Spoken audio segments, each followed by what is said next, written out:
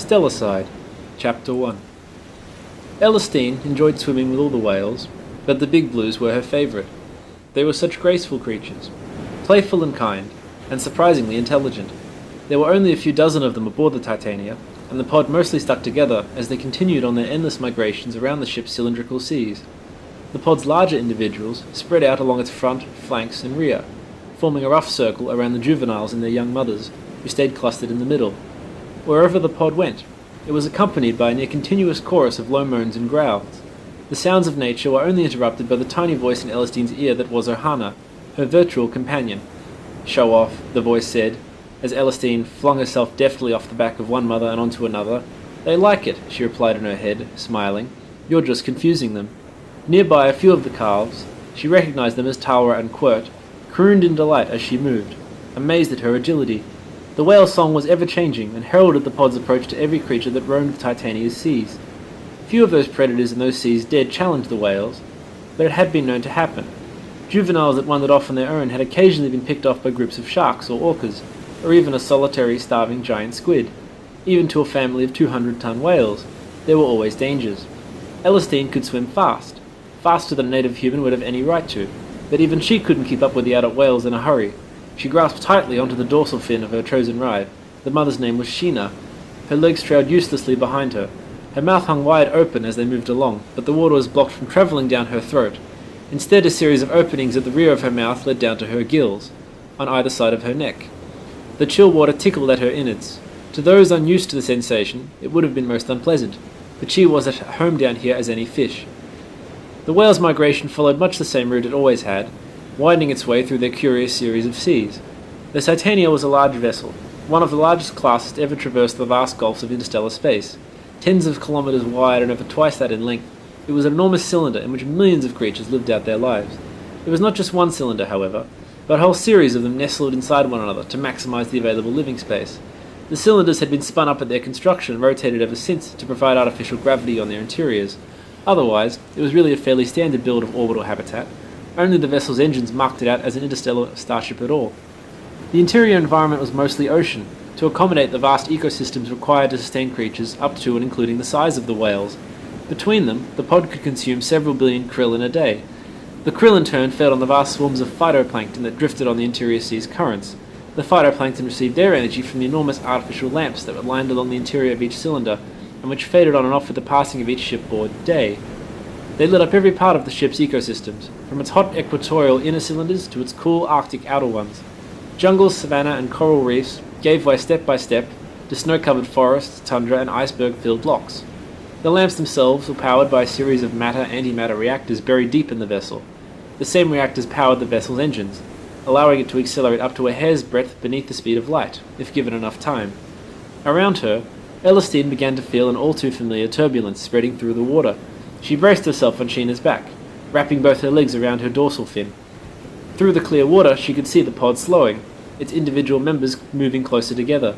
A deafening series of low moans erupted from the pod's leading members. They learned a lot, the whales, if given enough time. They knew the meaning of that tug just as well as she did. Within a few minutes, the pod had rounded a bend in the forested coastline that bordered the narrow strait on either side. The shoreline here was indistinct, the water giving way without pause to dense clumps of mangroves.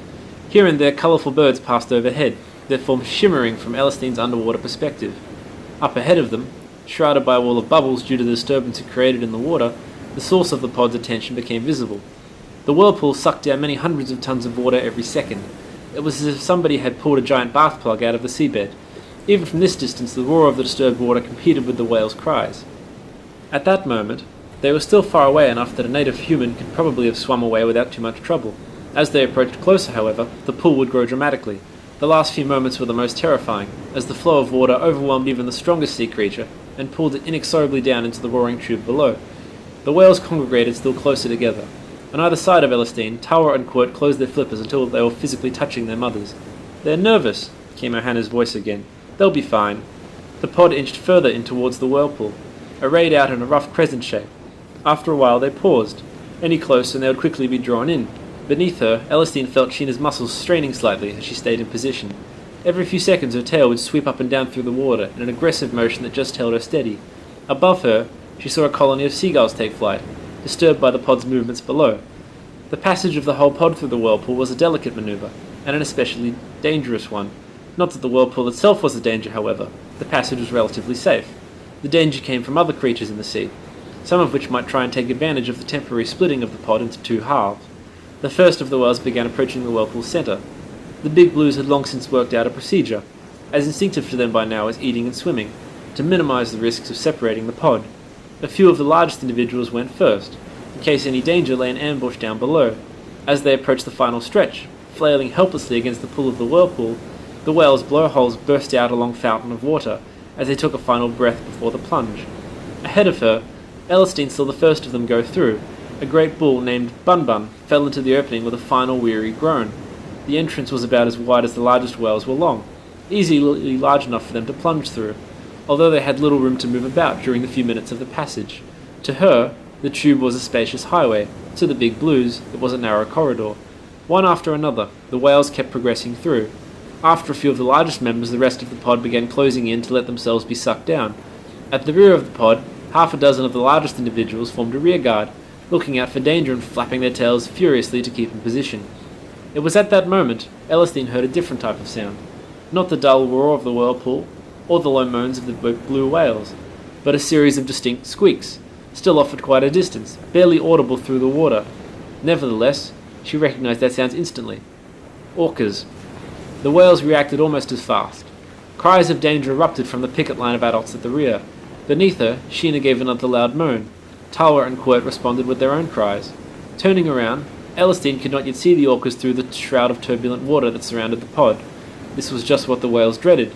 If they could just stay clear for a while longer, the whole pod only took a few minutes to pass through. Beneath her, she felt a jolt, and turned around to see Sheena ushering her calves onwards with her flippers. The calves seemed unwilling to leave her, but she gave them several violent heaves that would no doubt have crushed a human. Talwa and Quirt shrugged them off and slowly began to move forward, their mother bringing up the rear. To her left, Elistine heard another roar, and looked over to see one of the other young mothers, her name was Phaisa, turning around violently. Beneath her, Elistine saw the blurred black and white shape of an orca. It reeled backwards, having just collided with the far larger whale. Within moments she saw another appear, then another. Soon there were 5 or 6 orcas, all circling and swiping their way around Phaisa's enraged form. Elistine knew the tactic, of course. The orcas were a fraction the size of a fully grown blue whale. The calves, however, were more on their scale. If they could distract and wear out the adults, and hunt down the calves. Elistine had seen it happen a number of times. The orcas would pile on top of the newborn calf, taking it in turns to hold it down in the water while they cycled upwards to breathe. Eventually, the calf would run out of oxygen. In desperation, would open its mouth to try and breathe, and promptly suffocate under the onrush of water. Elistine looked around wildly for Nido, Phaisa's newborn, hoping to help him, but was glad when she spotted him a few seconds later. He was well ahead of the main pack of moaning and snarling whales, just meters from the whirlpool centre. With a final cry, she saw all 8 tons of him fly around and down into the hole. Safe. Ahead of her, Sheena's 2 calves proceeded slowly, hesitatingly, to the whirlpool. Elistine urged them on, emitting her own cries, much higher pitched than anything else swimming around in the water at that moment. She had swum with the pod regularly over the past few years. They knew her, they trusted her, they recognized her intelligence. She saw the calves react, saw them proceed more quickly to safety, away from the thrashing, slapping sounds of the struggle raging behind them.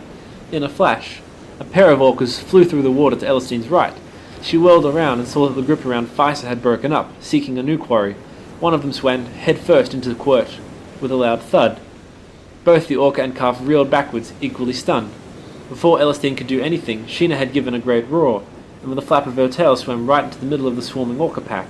They turned around just in time to see her onslaught, and hurried out of the way. One of them wasn't quite fast enough, and smacked headfirst into Sheena's jaw with a sickening crunch. The jolt was almost enough to knock Elistine off her perch. Over the din of the struggle, she thought she heard bones cracking. She crouched down, low behind the dorsal fin, but within a few moments they had passed through the snarling pack, and were rushing headfirst into the middle of the whirlpool. Elistine felt Sheena trying to turn around, flailing against the current. But it was useless. She was too heavy. A fat old whale. She would plunge down in seconds. Elistine looked back again. She saw Talwa and Quirt bunched up against one another, surrounded by a circle of what looked like at least a dozen orcas. Around them, the remaining adults of the pod were similarly outnumbered, but the calves in particular were attracting a swarm of the beasts. They were possibly the only juveniles who hadn't yet gotten through to safety. She braced herself against Sheena's back. No, Ohana's voice whispered in her ear sternly. "You're not supposed to." In one smooth motion, Elistine had sprung off into the water. The pull of the current was strong. She pushed with her arms and legs furiously. If her hands and feet hadn't been webbed, she'd have had no chance. Behind her, she heard Sheena give a weary groan as she plunged down into the pool, lost from sight. The two calves had almost disappeared now under a pile of thrashing, writhing orcas. Elistine swam onwards, just under the water's surface. The orcas were 100 times her weight, but the water was turbulent enough she would be hard to see. She may not have been any faster than them, but she was by far the nimblest creature around. Besides, she was a hominid. She had authority, damn it.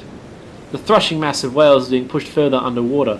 Elistine skimmed just below the surface, her presence masked by countless streams of bubbles. As she approached the melee, she picked out her target, one of the larger orcas, who was pressing down atop Quirt, the younger of the two juveniles. "What are you doing? You're not supposed to. Shut up." Elistine swam around to the side, perpendicular to the orca, then turned hard to the left and swam straight for the creature's head. In one swift motion she pulled in her legs, then kicked down with both of them right into the orca's eye, hard. The orca emitted a roar of pain. Rising up from the blue whale's back, it looked around wildly for its attacker, its left eye leaving a trail of blood. "Now you've done it," Ohana hissed. Elistine had already swum off into another patch of bubbles. She swam around, looking for another target. Either side of her, orcas swam dangerously close by, trying to swat her with their fins. She evaded them easily and dived down again. Almost immediately, another orca had taken up position on Quirt's back. The juvenile blue whale was emitting howls of pain, clearly audible despite the melee. Closing in, Elistine repeated her maneuver, striking through the mass of flapping fins and tails to leap off the orca's eye. Her retreat was interrupted, however, by yet another orca. She hit the creature's underbelly, bracing against the impact with her arms.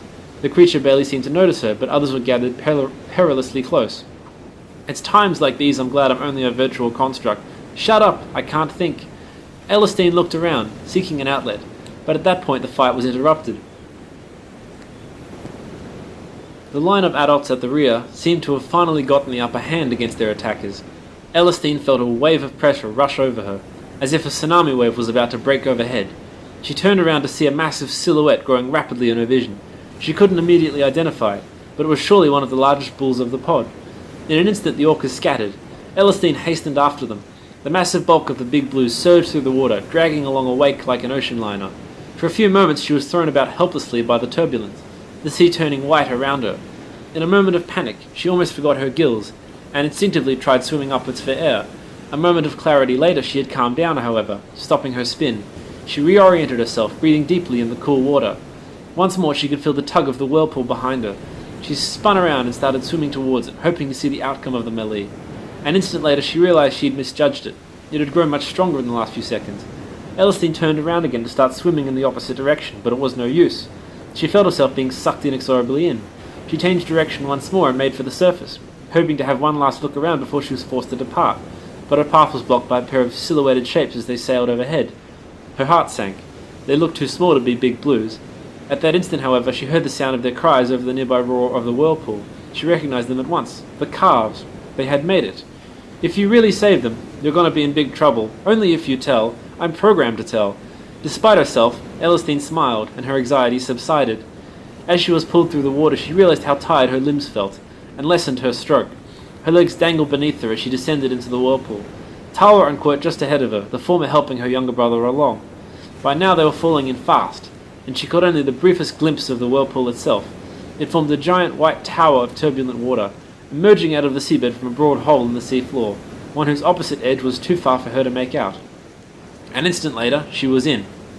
The lack of sunlight and the turbulence of the water totally obscured the view around her. The noise was deafening. Her senses overloaded. She tumbled around even worse than before, at the whim of every little eddy and current as she completed the mile plus drop to the next level down in the Titania's layered cylindrical structure. Only Ohana's voice remained crystal clear. "Oh, I think I'm going to be sick." "What the hell do you mean? You don't have any organs. I feel what you feel, remember?" Elistine cursed the orcas for their cunning, for their inconvenient timing. Normally she clung to the back of one of the adult whales on the descent. It made the passage much easier. With nothing to hold on to, she was starting to feel positively dizzy. At last, after what seemed like hours, but she knew couldn't have been more than a few minutes, the view beneath her changed. She continued to tumble over uncontrollably as she shot out of the end of the tube, several tens of meters above the water below her. At the last moment, as the water dispersed, she was able to right herself and push her arms forward into a skillful dive. You're always a show-off, you know that? She plunged down into the water, gasping slightly as the drop in temperature. She righted herself and made back for the surface. Emerging back into the crisp air, she took several deep breaths, her lungs taking over from her gills. She blinked several times and looked around. The shoreline here was different, the vegetation less dense, the beaches more generous. The birdsong had subtly changed, with their plumage not quite as brilliant. The glare of the strip lights was not quite as bright, and the air a touch less humid. She could see rain falling from a bank of clouds a few miles to the north. The sound of the drops hitting the water reached her like a million tiny drums. It was as if they had just jumped 500 miles in latitude across the surface of some pristine planet. The pod was reassembling itself in a tight circle around the recently arrived juveniles. There were low moans of what she recognized as relief. She didn't see any orcas present. She allowed herself a moment to relax. It was a mistake. The sky above her seemed to darken for a moment. Instinctively she looked up. The falling orca was right above her, already past the bottom of the tube. She only had an instant to chide herself for her mistake, failing to move out of the path of any creature still transiting the wormhole tube. It was something she usually did automatically. Hell, even the whales had figured it out. But in the excitement, there was barely any time to move, certainly not enough to get out of the way. She pushed her head back beneath the water, but hadn't even had time to kick up with her legs as the 10-ton whale bore down on her. Oh, you have so done it now. There was a blinding flash, and Elistine saw only blackness.